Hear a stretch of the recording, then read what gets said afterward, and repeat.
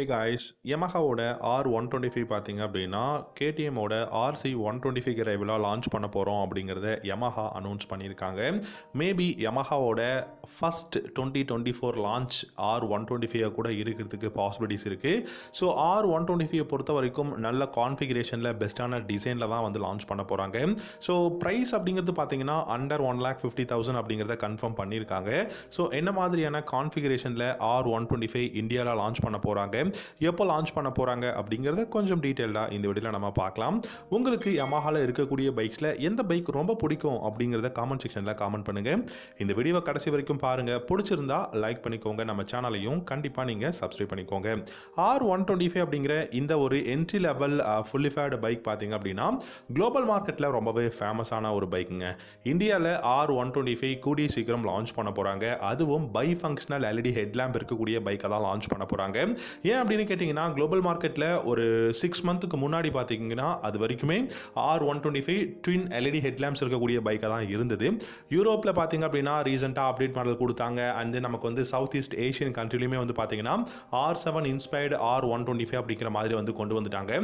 So R7 inspired மட்டும் தானான்னு கேட்டிங்கன்னா கிடையாது. R1 inspired 5 inch TFT instrumental கன்சோலும் கொடுத்துருக்காங்க. அது மட்டும் இல்லாமல் உங்களுக்கு இந்த பைக்கில் இருக்கக்கூடிய ஹேண்டில் பார் டைப்பு அண்ட் ஸ்விட்சஸ் எல்லாமே வந்து நமக்கு R125 வந்து பெஸ்ட்டான ஒரு பைக்காக R1லேருந்து தான் கொடுத்துருக்காங்க.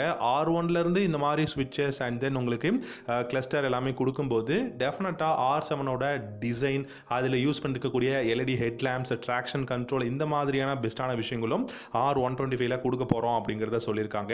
ஸோ இந்தியாவில் அண்டர் 1 லேக்கில் இந்த R125 Yamaha லான்ச் பண்ணாலுமே இந்த பைக்கோட பில்டு குவாலிட்டி அப்படிங்கிறது R15க்கு ஈக்குவலாக தான் இருக்கும். ஏன் இந்த பைக் R125 சிசி லான்ச் பண்ண போகிறாங்க அப்படின்னு கேட்டிங்கன்னா சிம்பிளான ரீசனுங்க. R3யோட ப்ரைஸ் எவ்வளோ இருக்குன்னு உங்களுக்கு நல்லா தெரியும். 5 லட்ச ரூபாய்க்கும் மேலே ஆன் ரோட் ப்ரைஸ் இருக்குது. சேம் திங் R15யோட ப்ரைஸும் பார்த்தீங்கன்னா 2 லேக்குக்கும் மேலே தான் ப்ரைஸ் இருக்குது. MT15 எடுத்துக்கோங்க, அதுவும் 2 லட்ச ரூபாய்க்கும் மேலே. ஸோ நமக்கு ஒரு நல்ல பர்ஃபார்மன்ஸ் ஓரியன்ட் பைக் வேணும் அப்படின்னா அண்டர் 1 லேக்கில் அஃபோர்டபுள் ப்ரைஸில் இருக்கணும் அப்படிங்கிற ரீசனுக்காக R125 லான்ச் பண்ண போகிறாங்க. 124.8 CC single cylinder liquid cooled 4-stroke 4 valve SOHC engine தான் யூஸ் பண்ண போகிறாங்க. 16 ஹார்ஸ் பவரும் 12 நியூட்டன் டார்க்கும் வந்து இருக்க போகுது. 6 ஸ்பீட் கியர் பாக்ஸ் நம்ம எதிர்பார்க்கலாம். அண்ட் இந்த பைக்கை பொறுத்த வரைக்கும் 45 km/லிட்டர் மைலேஜும் டாப் ஸ்பீடு 120 km/h தாராளமாக போகும். ட்ராக்ஷன் கண்ட்ரோல் சிஸ்டம் வந்து கொடுத்துருக்காங்க. டியூவல் சேனல் ABS சிஸ்டம் வந்து அவைலபிளாக இருக்கு. ஃப்ரண்ட்ல டெலஸ்கோபிக் ஃபோக்ஸும் ரியர்ல மோனோ ஷாக் சஸ்பென்ஷன் தான் கொடுக்க போறாங்க. லைட்டிங் செக்ஷன் பார்த்தீங்கன்னா by functional LED headlamps, LED tail lamps, LED indicators வந்து கொடுக்க போறாங்க. கிளஸ்டர்னு பார்த்தீங்கன்னா full and full digital instrument cluster. இப்போ R15ல இருக்கக்கூடிய அதே கிளஸ்டர் தான் யூஸ் பண்ண போறாங்க. இந்த கிளஸ்டர்ல நமக்கு பார்த்தீங்கன்னா Bluetooth connection, so call connect and disconnect, music on and half பண்ணிக்கலாம். இந்த மாதிரி ஆப்ஷன்லாம் இந்த கிளஸ்டர்ல இருக்க போகுது. ஸோ ஓவராலாக இந்த R125 பொறுத்த வரைக்கும் ரிப்ளிகான்னு சொல்லாங்க R15க்கு. ஏன்னா அதே மாதிரி தான் இருக்க போகுது. ஸோ இந்த பைக்கை பொறுத்த வரைக்கும் முக்கியமாக சொல்ல வேண்டிய விஷயம் அஃபோர்டபுள் ப்ரைஸில் லான்ச் பண்ண போகிறாங்க அப்படிங்கிற ஒரு ரீசன் தான் கொடுத்துருக்காங்க. E20 அது மட்டும் இல்லாமல் உங்களுக்கு பார்த்தீங்க அப்படின்னா அந்த கம்பேட்டபிலிட்டியில் தான் வந்து லான்ச் பண்ண போகிறாங்க. BS6ஓட பேஸ் டு எமிஷன் ஆம்ஸ், அதாவது OBD2 அந்த எமிஷன் ஆம்ஸ் படி தான் லான்ச் பண்ண போகிறாங்க.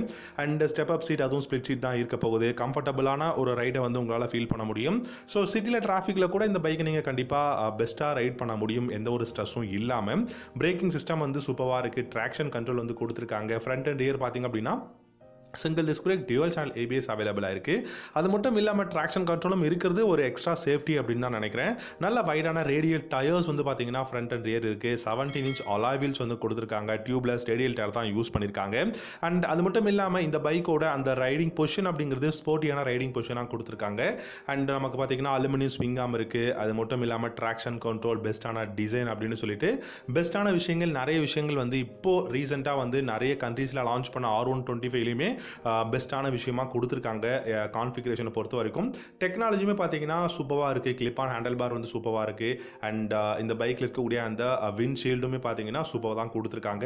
ஸோ ஓவராலாக பார்க்கும்போது ஒரு நல்ல ஒரு பெஸ்ட்டான bike, entry level sports model bike வாங்கணும்னு யோசிக்கிறவங்க இந்த பைக்கை நீங்கள் கண்டிப்பாக தாராளமாக ட்ரை பண்ணி பார்க்கலாம். கண்டிப்பாக இந்த பைக் Ninja 125, KTMோட RC125, ஏப்ரல்லே அப்கமிங் லான்ச் பண்ண போகிற RS125க்கெல்லாம் ரைவலாக இருக்க போகுது. ஸோ உங்களுடைய தாட்ஸ் அண்ட் கமெண்ட்ஸை காமெண்ட் செக்ஷனில் கமெண்ட் பண்ணுங்கள். தேங்க்யூ ஸோ மச் ஃபார் வாட்சிங். அடுத்த வீடியோவில் பார்க்கலாம். Have a good day. Tata, bye, see you.